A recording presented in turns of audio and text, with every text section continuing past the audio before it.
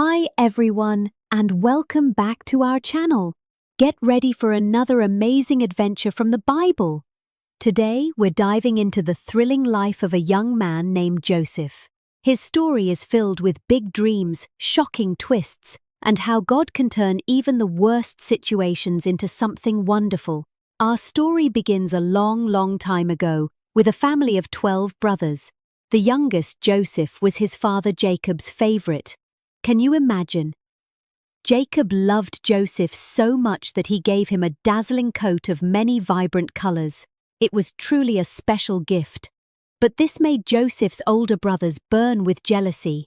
They just couldn't stand him. One night, Joseph had two extraordinary dreams. In the first dream, he saw his family's bundles of wheat bowing down to his own bundle. In the second, the sun, moon, and 11 stars were all bowing to him. When he excitedly shared these dreams with his brothers, their anger exploded. "Are you saying we will bow down to you?" they sneered. Their hatred for Joseph grew even stronger. One day, Joseph's brothers were far away, taking care of their sheep. Joseph's father sent him to check on them. As Joseph walked closer, his brothers saw him coming in his bright, colorful coat. A dark, terrible idea formed in their minds. "Here comes the dreamer," they whispered. They grabbed Joseph, ripped off his beautiful coat, and cruelly threw him into a deep, dark, empty pit. They even thought about leaving him there to die. But wait, just then a group of traders from a faraway land called Midian came by, heading for Egypt. Joseph's older brother Judah had another idea. "Let's not kill him. Let's sell him." So they pulled Joseph out of the pit and heartlessly sold him for 20 pieces of silver to these traders. Imagine how scared and lonely Joseph must have felt, being taken away from everything he knew. The brothers then took Joseph's colorful coat, dipped it in animal blood, and sadly showed it to their father, pretending a wild animal had eaten Joseph. Poor Jacob was absolutely heartbroken. Now, Joseph was a slave in the grand land of Egypt, far from his family.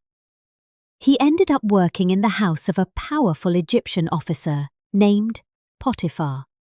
Even though Joseph's life had become so hard, God was always with him. Everything Joseph did, he did well.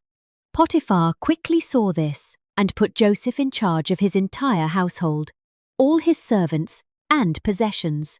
But then, something terrible happened. Potiphar's wife told a terrible lie about Joseph, and even though he was innocent, Joseph was thrown into a dark, damp prison. Even behind bars, Joseph didn't lose his faith. He stayed hopeful and helpful. The prison guards saw how honest and capable Joseph was, so he put Joseph in charge of all the other prisoners. While in prison, Joseph met two important men who worked for the king of Egypt, a cupbearer and a baker. One night, both men had very confusing dreams. Joseph, with God's help, was able to understand and explain their dreams perfectly. Just as Joseph said, the baker was punished, but the cupbearer was set free and went back to serve the king. Joseph asked the cupbearer to remember him, but sadly, the cupbearer forgot all about Joseph. 2 long years passed. Then, the powerful king of Egypt, Pharaoh himself, began having very strange and troubling dreams.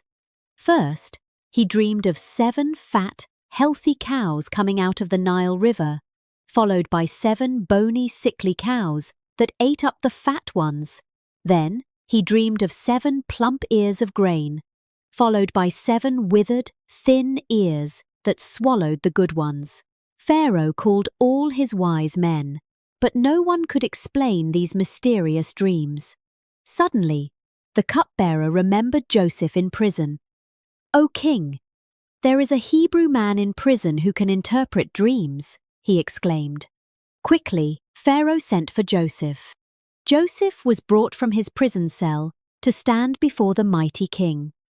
When Pharaoh told him his dreams, Joseph humbly said, "It is not I, but God will give Pharaoh the answer he desires." Joseph explained that both dreams meant the same thing.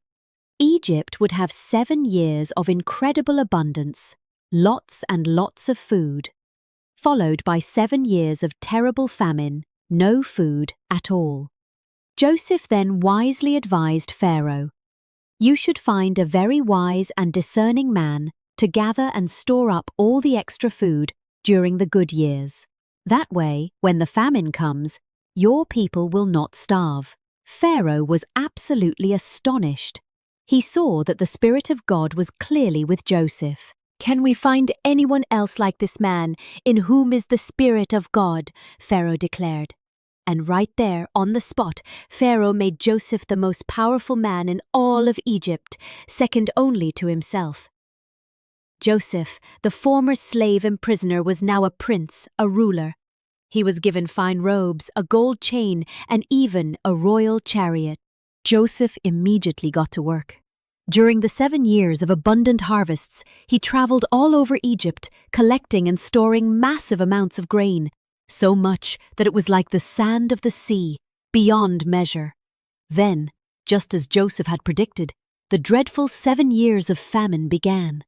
It was severe, not just in Egypt, but all over the world. People came from everywhere, desperate for food, and they came to Egypt because only Joseph had prepared. And guess who walked into Egypt, bowing low to buy food? It was Joseph's 10 older brothers. They didn't know the powerful Egyptian ruler standing there was their little brother. They just bowed their heads like everyone else. But Joseph knew exactly who they were. His old childhood dream was finally coming true. They were bowing down to him.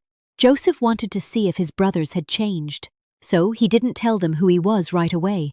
Instead, he started acting a bit tough and strict with them. He accused them of being spies. "You're here to see how weak our country is," he said. The brothers were scared and tried to explain. They were just honest men. Joseph kept up the test. He even put them in prison for 3 days.